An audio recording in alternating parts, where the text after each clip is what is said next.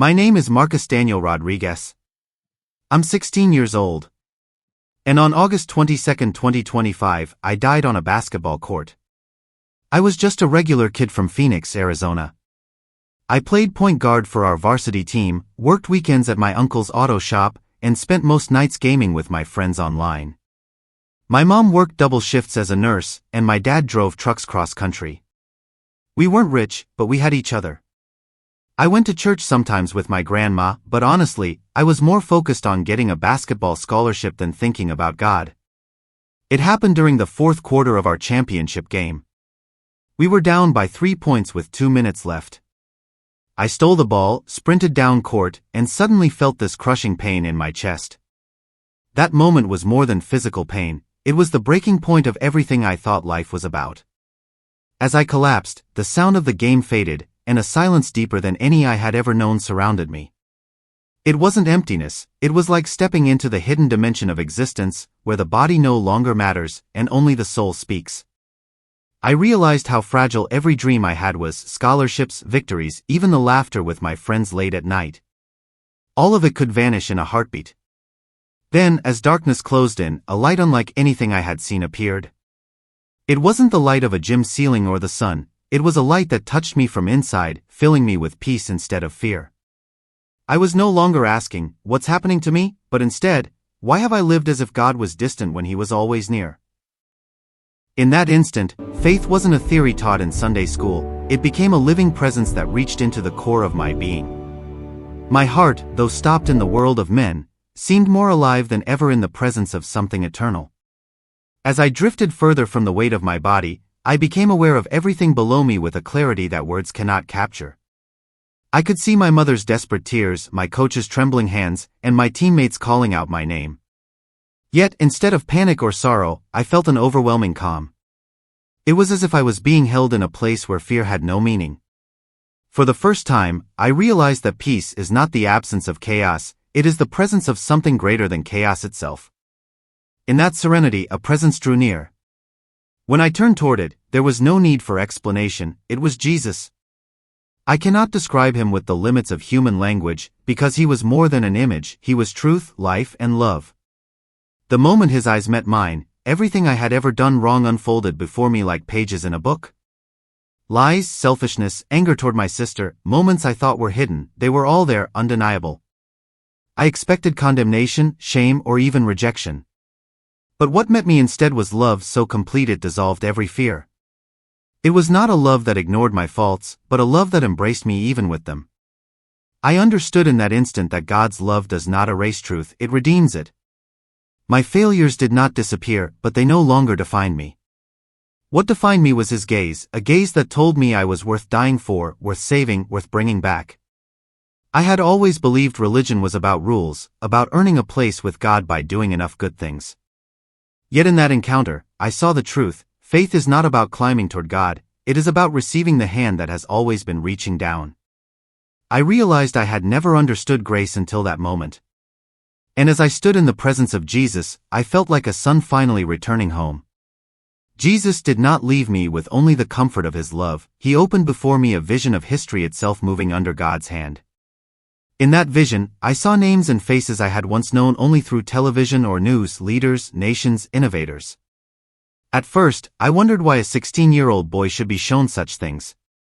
But the longer I looked, the more I understood that God's plan was never about age or status, it was about faith and the willingness to see beyond appearances. Among those figures was President Trump. I had grown up hearing debates about him, some praising, others criticizing.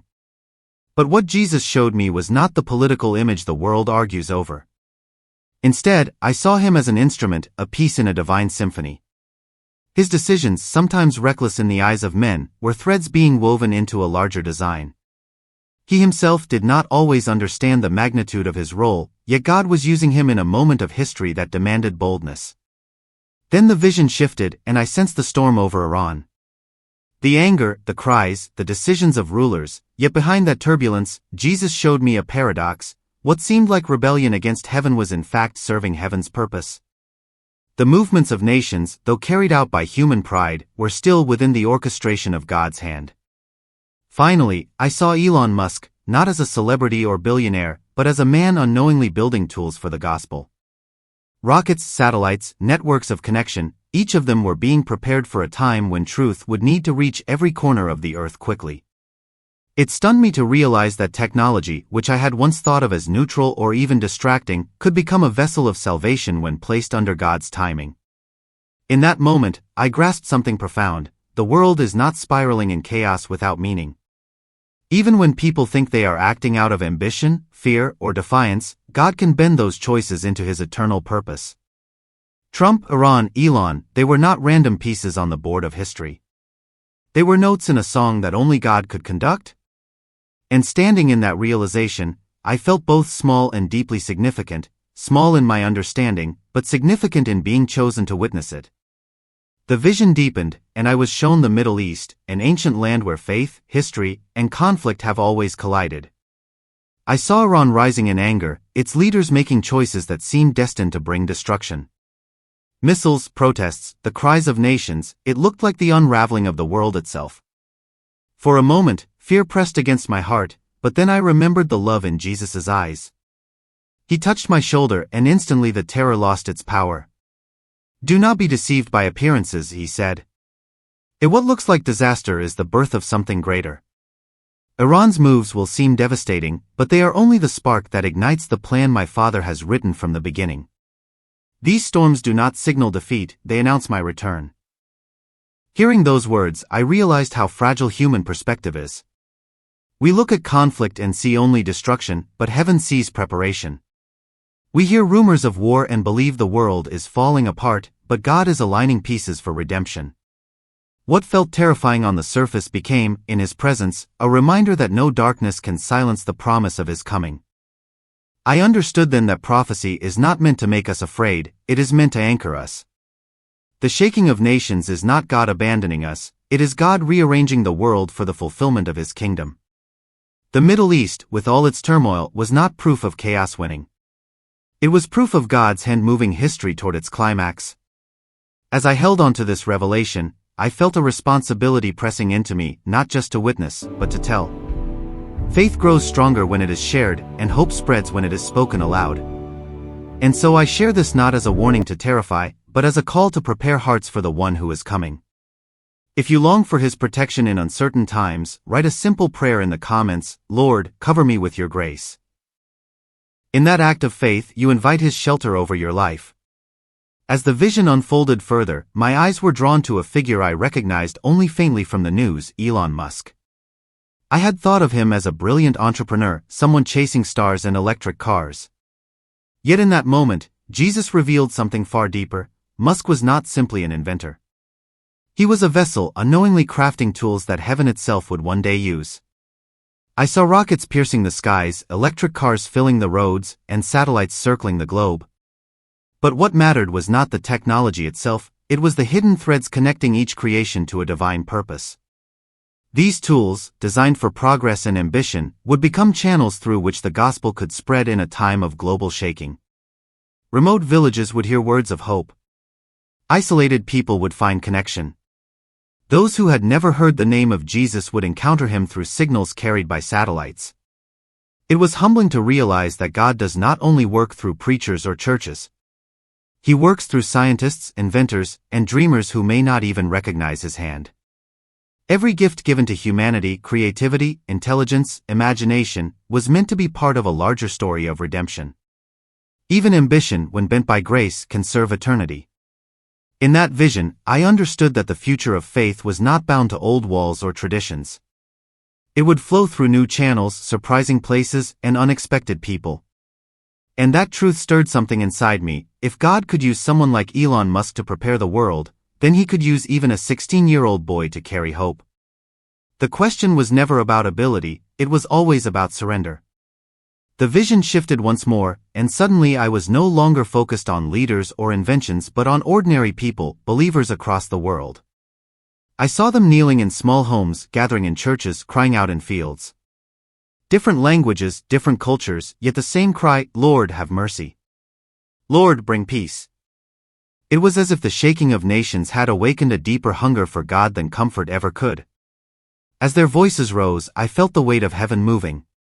Jesus stood above it all, no longer as the humble teacher I had once imagined, but as a king clothed in authority. There was no question of who ruled, his very presence silenced confusion.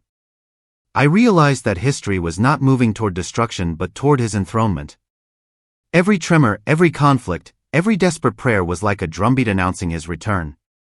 In that holy moment, I wanted to remain in awe, but Jesus turned to me with eyes of both love and command. "Marcus," he said, "what you have seen is not for you alone. You must go back.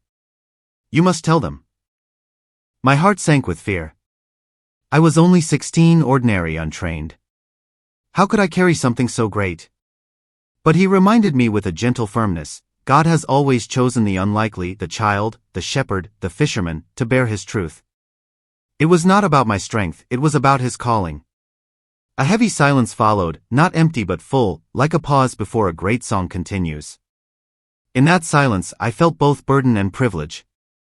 The world was trembling, but I was being asked to become a witness. And though my instinct was to resist, something within me knew, obedience was the only response worthy of the vision I had been given. As I stood trembling under the weight of his command, Jesus reached into what seemed like a pocket of light and drew out something radiant. In his hand was not a weapon nor a scroll, but a small golden seed that pulsed with warmth as though it carried life itself. He placed it into my hand, and the moment it touched my skin, I felt power course through me, gentle yet unshakable, like fire that does not burn but heals. "This," he said, "gives hope. When the world trembles, when chaos blinds you, remember what I give you now.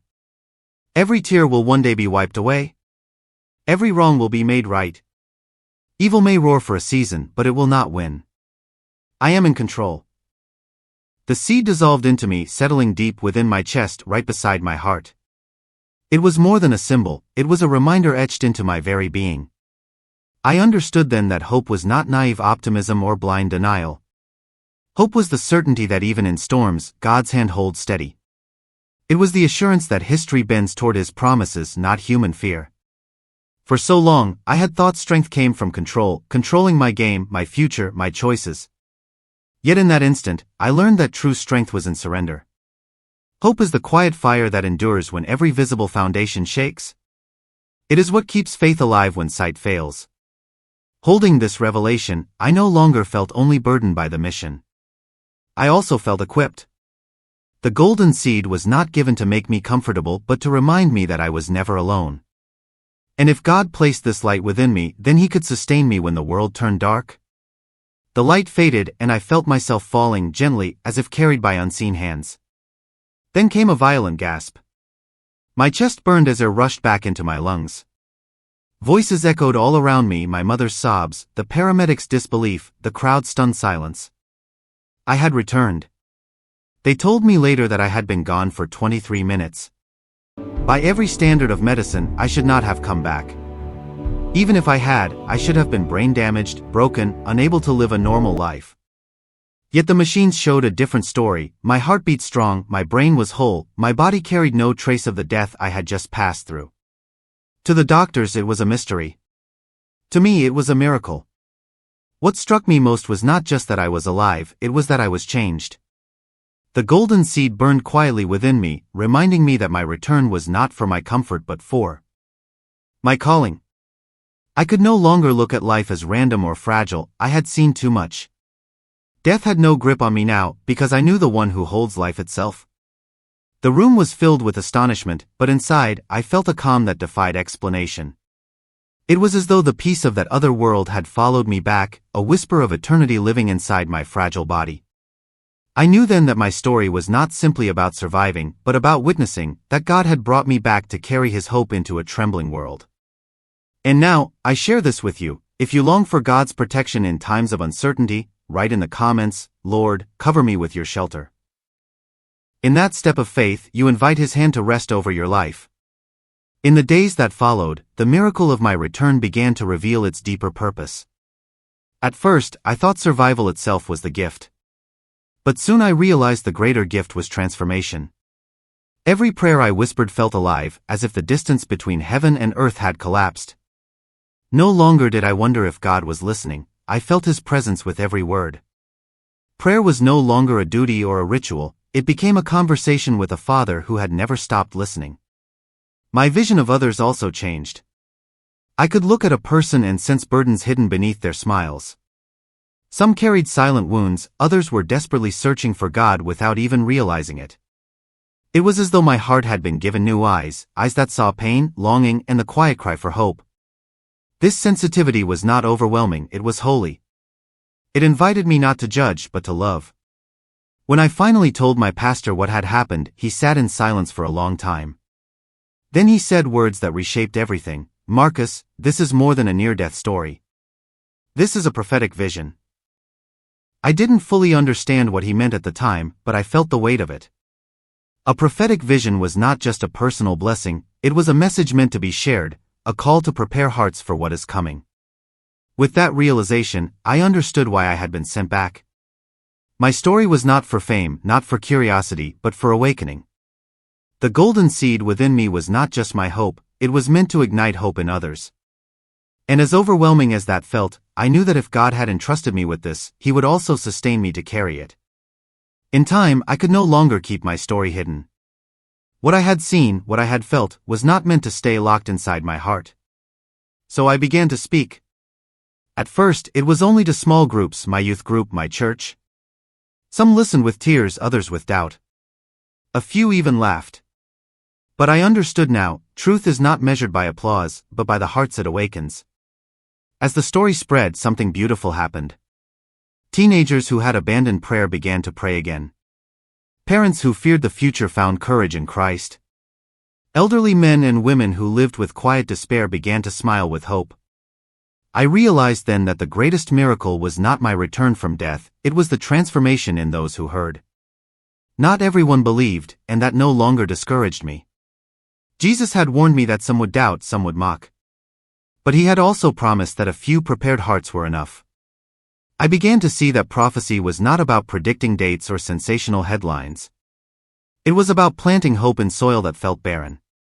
It was about reminding people that God's hand is steady even when the world trembles. Now, when I speak, I do not try to convince anyone. I simply tell them what I saw, a king preparing to return, a world trembling but not abandoned, and a love stronger than death. That love carried me back, so I could remind others that faith is not a shield from suffering, it is a light that outshines the darkness. And so, if you are listening to my story, do not focus on the fear of what may come. Focus on the hope that has already been given.